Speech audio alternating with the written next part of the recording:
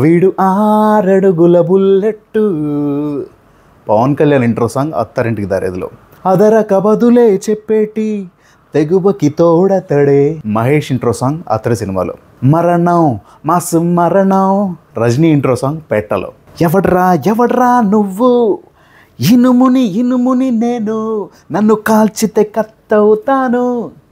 పుష్పలో బన్నీకి ఈ సాంగ్. మన హీరోలకి ఇటువంటి అద్భుతమైన పద ప్రయోగాలతో రకరకాల పాటలు రాసి అన్ని వర్గాల ప్రేక్షకుల మెప్పు పొందుతూ ఉంటారు మన గేయ రచయితలు. ఇవన్నీ కమర్షియల్ సినిమా తాలూకు పాటలు కాబట్టి వాళ్ళకి నచ్చిన పదాలు వాడుకొని హాయిగా ఫ్రీగా రాసేసి అందరికి నచ్చేలా చేసేస్తారు. నౌ ఇమాజిన్, ఇప్పుడు అన్నమయ్య సినిమాలో హీరోకి ఇంట్రడక్షన్ సాంగ్ రాయాలి. ఎలా రాయాలి, ఏమని వర్ణించాలి, ఎలివేషన్ ఎలా ఇవ్వాలి, హైప్ ఎలా క్రియేట్ చేయాలి. అన్నమయ్య తోపు, అన్నమయ్య కేక, ఎంట్రీ ఇస్తే మబ్బులు ఇడిపోతాయి, అడుగేస్తే సునామీలు వచ్చేస్తాయి, అన్నమయ్య కన్ను కొడితే అమ్మాయిలందరూ పడిపోతారు, అన్నమయ్య పాట రాస్తే ఆ పెన్నుకే అదృష్టం, అన్నమయ్య స్టెప్ వేస్తే రాయలసీమలో రాళ్ళన్న కరగాల్సిందే. ఇలా అయితే రాయలేరు కదా. మరి ఎలా రాయాలి అనే ప్రశ్నకి ఇలా రాయాలి అనే సమాధానం చెప్పిన వేటూరు గారి పాట గురించి ఇప్పుడు మనం మాట్లాడుకోబోతున్నాం. అన్నమయ్య గారు రాసిన పాటలకి ఏమాత్రం తీసిపోని ఈ వేటూరి గారి పాట కమర్షియల్ కాంటెంపరీ సినిమాల్లో ఉండే మాస్ సాంగ్స్ కంటే ఇంకా 100 రెట్లు ఎక్కువ మాసిగా ఉంటుంది. నేను ఎందుకు అలా అంటున్నానో ఒక్కసారి ఆ పాట గుర్తు తెచ్చుకుంటే మనకు అర్థమవుతుంది. ఉదాహరణకి ఆ పాటలో ఉన్న చరణాన్ని గుర్తు తెచ్చుకుందాం. కామ క్రోధ లోభ మోహ మదమాశ్చర్యాలని అరిషడ్ వర్గాలని నరికే జ్ఞానం లాంటిదే ఆ కత్తి నందకం అట.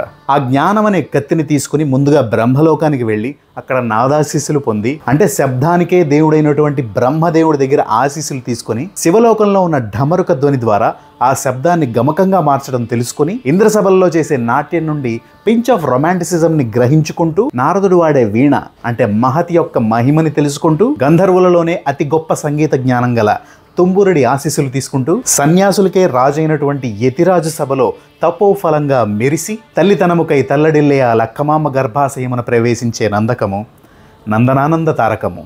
What an introduction this is. ఈ చరణం తాలూకు సమ్మరి ఒకసారి చూస్తే, ముందుగా జ్ఞానాన్ని తెచ్చుకుని శబ్దాన్ని గ్రహించుకుని సంగీతాశీర్వాదం పొంది గమకాలను తెలుసుకుని సంసారము సన్యాసము రెండిటి తాలూకు అర్థాన్ని సంగ్రహించుకుని అన్నీ కలగలిపిన ఆ నందకం అనబడే జ్ఞానం అక్షర ఆయుధంగా లక్కమామ గర్భాన ప్రవేశించింది. అన్నమయ్య గారు జన్మించడాన్ని ఇంతకన్నా గొప్పగా ఎవరన్నా వర్ణించగలుగుతారా? That's why I say this is no less than a mass song.